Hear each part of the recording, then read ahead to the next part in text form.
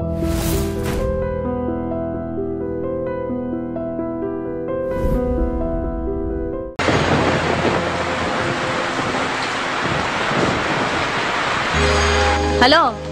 నిన్నే. మళ్ళీ ఏమొచ్చింది? ఈ టైంలో వచ్చేదే. నీకెలాగో రాదు గాని కనీసం టైం అయినా చెప్తావా? 11:30. 11:30? బాప్ రే బాప్, సిటీలో మగాళ్ళంతా ఏమైపోయారు? వర్షానికి ఒక్క బేవర్స్ గడు కూడా రావట్లేదు, ఉన్నోడేమో ఏమీ చేయట్లేదు.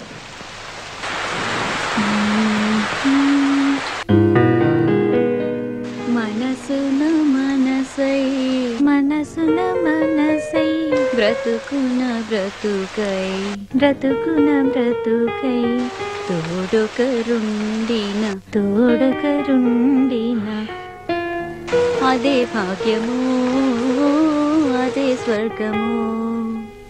ఏయ్, ఆ పాట పాడడం ఆపేయ్. డిస్టర్బ్ చేస్తున్నానా? ప్రత్యేకంగా అడగాల, డిస్టర్బే చేస్తున్నావు.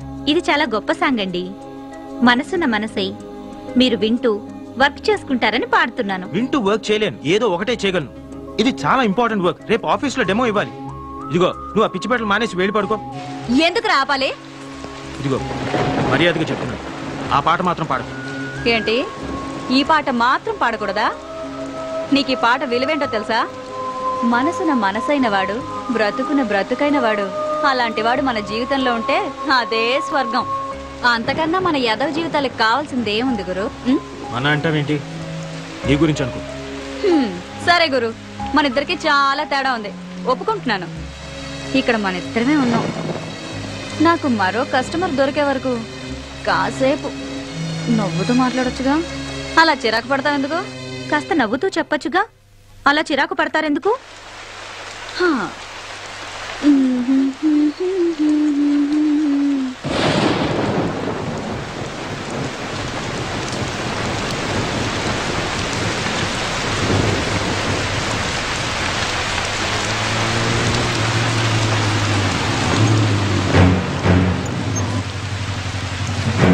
సార్ జాగ్రత్త.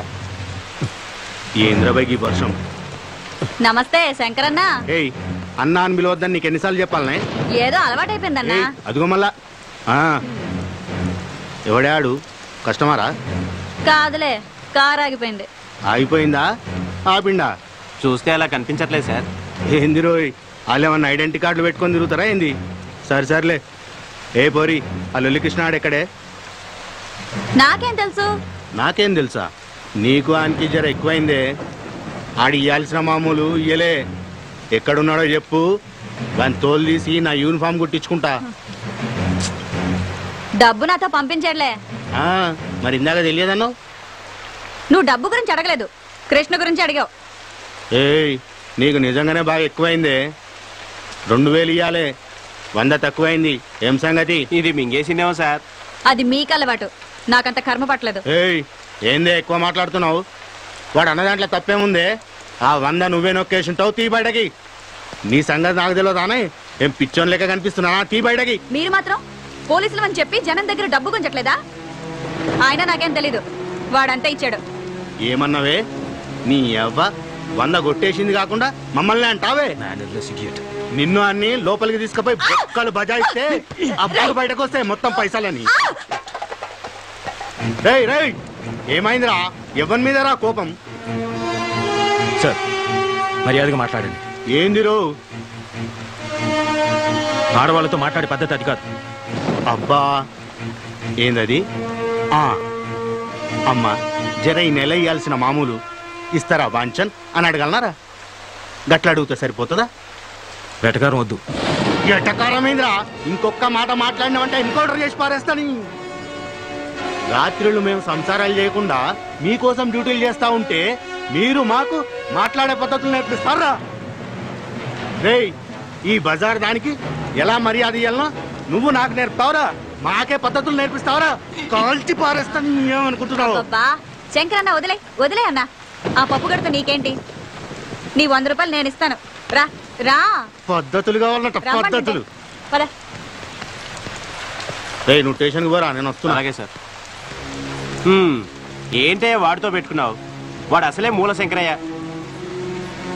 నీ అదృష్టం బాగుండి వాడి శంక తిరగలేదు, లేదంటే నువ్వు ఈ పాటికి చచ్చుండేవాడివి.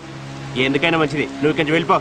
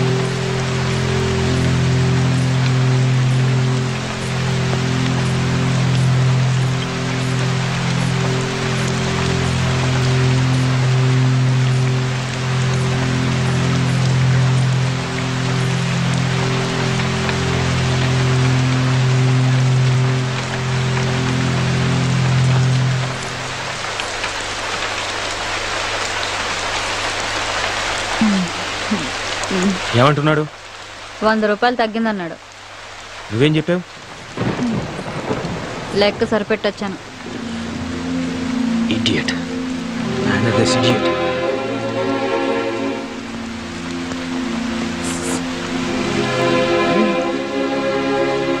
ఇందాక 2 తీసుకున్నావుగా.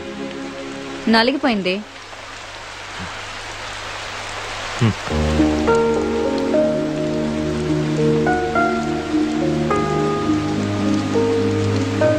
థ్యాంక్స్.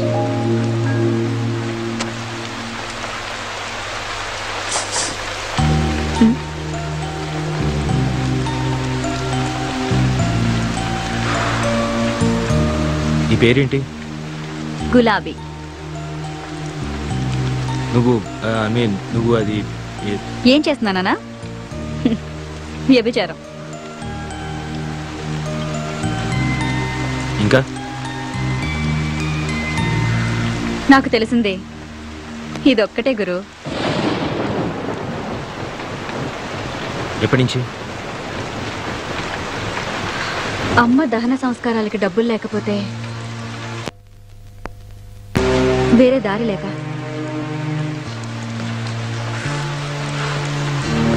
నన్ను మరీ అంత అసహించుకోకు గురు.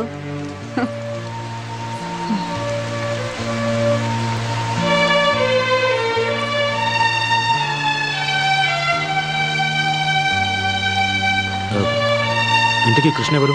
నా బ్రోకరు. అవును, ఆ 100 నిజంగా నువ్వే తీసావా? అసలు వాడు నాకు డబ్బులు ఇస్తే కదా. మరి వాడే ఇచ్చాడను? అలా అనకపోతే వాడిని బొక్కలు తోసి ఏ కీలుకు ఆ కీలు విరిచేస్తాడు ఆ శంకరగాడు. పోతే పోయాడు, నీకే? నేను ఇబ్బందుల్లో ఉంటే కాస్త ఎక్కువ డబ్బులు ఇప్పించేది వాడే గురు. వాడికి ఏదైనా జరిగితే నేను కష్టాల్లో పడతాను. అందుకే ఆ శంకరగాడితో అలా అబద్ధం చెప్పాను. అయినా అసలు ఇందులోకి ఎందుకు దిగావు? వేరే పని ఏదైనా చేసుకోలేకపోయావా? చెప్పాను కదా గురు, తప్పని పరిస్థితుల్లో అలా జరిగింది. తర్వాతైనా మానేయచ్చుగా. అమ్మా నాన్నలు పోయాక మామయ్య నాకు మంచి ఉద్యోగం ఇప్పిస్తానని తీసుకొచ్చి రజియా బేగంకు పరిచయం చేశాడు. అప్పటికే ఆ ఇంట్లో చాలా మంది అమ్మాయిలున్నారు. ఏంటో అనుకున్నాను. ఆ రోజు రాత్రికి కానీ నాకు అర్థం కాలేదు నేను మోసపోయానని. ఆ తర్వాత పారిపోవాలని చాలా ప్రయత్నాలు చేశాను. నా వల్ల కాలేదు. చేసేది లేక ఇలా బొమ్మలా బ్రతుకుతున్నాను.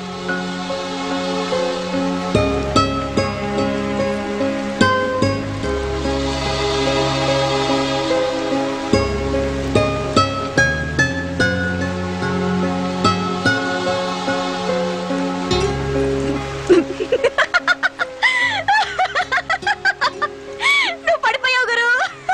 నమ్మేశావు. నిజమే అనుకున్నావు కదూ? అంటే అబద్ధం. 3 పెగ్గలయ్యాక ఈ కథ చెప్పానంటే 500 టిప్పు గ్యారంటీ. మందు పడకుండానే నువ్వు పడిపోయావు. ఇక మందు పడ్డవాడు తెగ జాలి పడిపోయి పెద్ద హీరో పోజు కొడుతూ 500 తీసిస్తాడు. ఏంటి గురు ఆలోచిస్తున్నావు? నువ్వెవరికైనా టిప్ ఇచ్చావా? నో నాకు అలాంటివి తెలియదు. తెలీదా? అయితే బయట పూట ఎప్పుడు తినలేదా? కాలేజ్లో, ఆఫీస్లో? లేదు. అయ్యో పాపం, ఒట్టింటి భోజనమేనా? నీ పెళ్ళం అదృష్టవంతురాలు. నీలాంటి మగాన్ని మొదటిసారి చూస్తున్నాను. మర్చావు గురు. అవును గురు, నీ పేరేంటి? అభిరామ్. ఏం చేస్తుంటావు? Software engineer. సరే సరే, నాకు అర్థం కదలే. నెలకి ఎంత వస్తుందేంటి? 80,000. 80,000? నెలకు 80,000? నీ పెళ్ళం కూడా సంపాదిస్తుందా? కొంచెం మర్యాదగా మాట్లాడు. మేమింతే గురు, మాకు అవేమీ తెలియవు. మా వాతావరణం అలాంటిది. మాతో ఎవ్వడూ సరిగ్గా మాట్లాడు. మేమెందుకు మాట్లాడాలి? సరే, ఎక్కడుంటావు? ఎక్కడుంటావు చెప్పు. ఖైరతాబాద్ దగ్గర. మక్తా. ఇంకా వేరే పని తెలీదు, కనీసం వంట కూడా రాదు. అమ్మే అన్నీ చూసుకునేది. అమ్మ ఉంటే వేరే పని చేసుకునేదాన్ని. కానీ చంపేశారా? అవును. అప్పుడు నాకు 14 ఏళ్ళు. అమ్మ పక్కనే పడుకున్నాను. రాత్రి ఎవరో అమ్మను లాక్కెళ్లారు. అదే రాత్రి రైలు పట్టాలపై అమ్మ శవం దొరికింది. ఆ రోజే తెలిసింది అమ్మ కూడా ఇదే లైన్లో ఉందని. అప్పుడమ్మ, అప్పటి నుంచి నేను.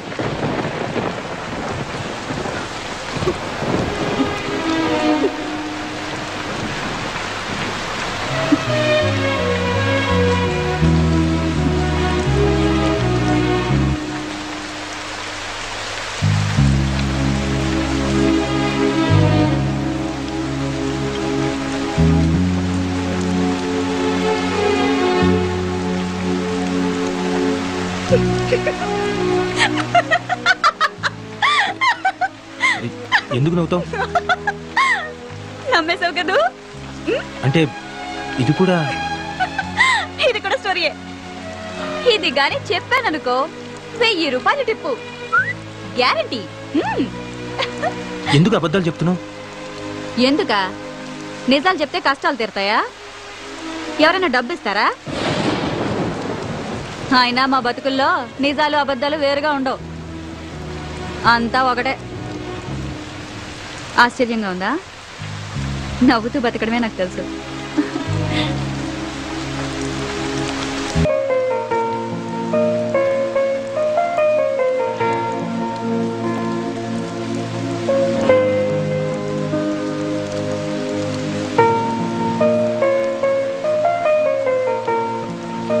గులాబీ, ఏం నువ్వు చేసిన పని? ఆ కుర్రాడికి ఎంత ఫ్యూచర్ ఉంది. 35 ఏళ్ల ఆవిడతోటి ఓ 20 ఏళ్ల